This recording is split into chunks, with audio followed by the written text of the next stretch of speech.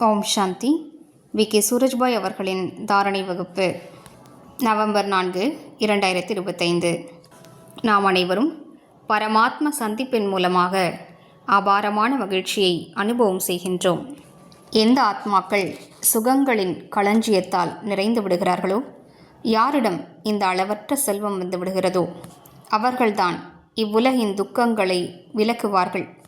மேலும் இதுதான் இந்த விஷயத்தின் நிரூபணமாகும். அதாவது, பாபாவுக்கு நம் மீது மிகுந்த அன்பு இருக்கிறது, மேலும் நமக்கும் பாபா மீது மிகுந்த அன்பு இருக்கிறது. பாபா கூறுகின்றார், எந்த குழந்தைகள் என்னை மிகவும் நினைவு செய்கிறார்களோ அவர்கள் முழு நாளும் என் முன்னிலையிலேயே இருக்கிறார்கள் என்கிறார். பாருங்கள், இது எத்தனை அழகான விஷயம். யோகத்தில் நிலைத்திருக்கும் ஆத்மாக்களுக்கு முன்னிலையிலிருந்து பாபாவுடைய அதிர்வலைகள் கிடைத்து கொண்டே இருக்கின்றன. அவர்களது மனதில் சுகத்தை நிரப்பிக்கொண்டே இருக்கின்றன. நாம் யோகத்திலேயே நிலைத்திருப்பதற்கான எண்ணம் வைப்போம்.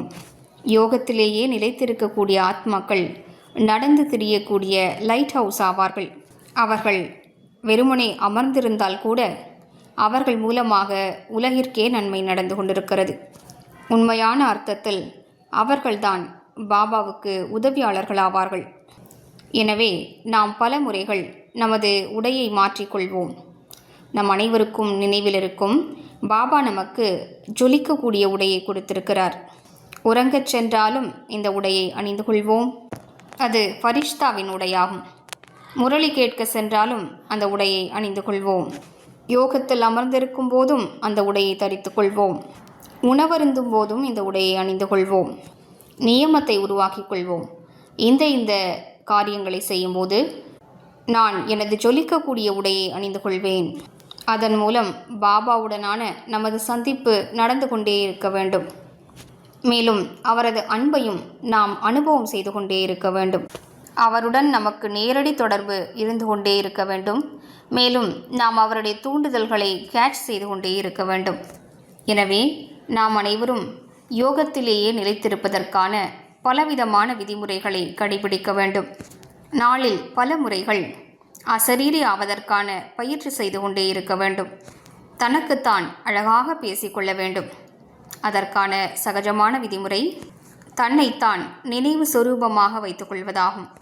தனக்குத்தான் நினைவுபடுத்தி கொண்டே இருக்க வேண்டும். நீ யார்? நீ யாருடையவன்? எத்தனை உயர்ந்த கடமை உனக்கு இருக்கிறது? பாபா நிரந்தரமாக உனக்கு உறுதுணை புரிந்து கொண்டிருக்கிறார். மிக உயர்ந்த அதிர்ஷ்டசாலியான ஆத்மாக்களுக்கு மட்டுமே இந்த சங்கம யுகம் கிடைக்க பெற்றிருக்கிறது. இப்படிப்பட்ட நினைவுகளை தனக்குத்தான் ஏற்படுத்தி கொள்வோம். இதன் மூலம் சகஜமாக யோகத்தில் நிலைத்திருப்பதற்கான அனுபவம் ஏற்படும். இன்று முழு நாளும் நாம் சுயத்திற்குள் ஈஸ்வரிய சுகங்களின் களஞ்சியத்தை நிரப்பிக்கொண்டே செல்வோம். நமக்கு மிகுந்த சுகம் கிடைக்கப்பெறுகிறது. அதிகாலை எழுந்ததுமே நமக்கு சுகம் கிடைக்கிறது. நம் மீது சுகங்களின் மழை பொழிய தொடங்குகிறது. முரளியில் நமக்கு மிகுந்த சுகம் கிடைக்கப்பெறுகிறது. ஏனென்றால் சுயம் பகவான் நம்மோடு பேசிக் கொண்டிருக்கிறார் என்ற உணர்வு நமக்கு ஏற்படுகிறது. மேலும் நாம் அசரீரி ஆகும் போதும் சுகங்களின் ஆழமான உணர்வில் நிலைத்து விடுகிறோம். நாம் இந்த சுகத்தை அதிகரித்து கொண்டே செல்வோம். கூடவே அனைவருக்கும் ஆசிர்வாதங்களை கொடுத்து கொண்டே செல்வோம். அனைவரும் சுகமடையட்டும். நம் முன்னிலையில் யார் வந்தாலும் பயிற்சி செய்வோம். இவர் சுகம் நிறைந்தவராக ஆகட்டும். இவ்வாறு செய்வோமானால் கர்ம சித்தாந்தத்தின்படி நாம் என்னவெல்லாம் பிறருக்கு கொடுக்கிறோமோ அது சூக்ஷ்மமான பாவனைகளால் கூட நாம் கொடுப்பது இரட்டிப்பாகி திரும்ப நம்மிடமே வந்துவிடும். எண்ணத்தை உருவாக்குவோம். அனைவரும் ஆரோக்கியமடையட்டும். நாம் பார்க்கும் ஒவ்வொருவருக்கும் இவரும் ஆரோக்கியமடையட்டும், இவரும் சுகமடையட்டும், இவரும் தடைகளற்றவராக ஆகட்டும் என்று ஆசிகளை வழங்கி கொண்டே செல்வோம். இதன் மூலம் நமக்கு அப்படிப்பட்ட நிலை வந்து கொண்டே இருக்கும். இது மிகுந்த சூக்ஷ்மமான இரகசியமாகும். எனவே நாம் சுகத்தின் கொடுக்கல் வாங்கல் செய்து கொண்டே செல்வோம். தவறி கூட நான் மிகுந்த துக்கத்தில் இருக்கிறேன், நான் துக்கத்தில் இருக்கிறேன் என்ற வார்த்தைகள் வரக்கூடாது. நமது வாயிலிருந்து, நமது மனதிலிருந்து எப்போதும் நான் சுகமாக இருக்கிறேன், நான் மிகவும் சுகமாக இருக்கிறேன் என்ற வார்த்தைகள்தான் வெளிவர வேண்டும். அதிகாலை எழுந்ததுமே நினைவு செய்வோம், என்னை போன்ற சுகம் நிறைந்தவர் இவ்வுலகில் வேறு யாரும் இல்லை.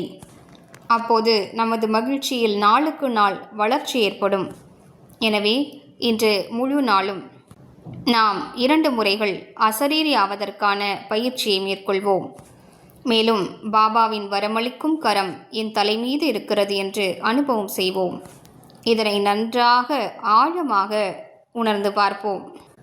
அந்த ஈஸ்வரிய சுகத்தினை என்ஜாய் செய்வோம். ஓம் சாந்தி.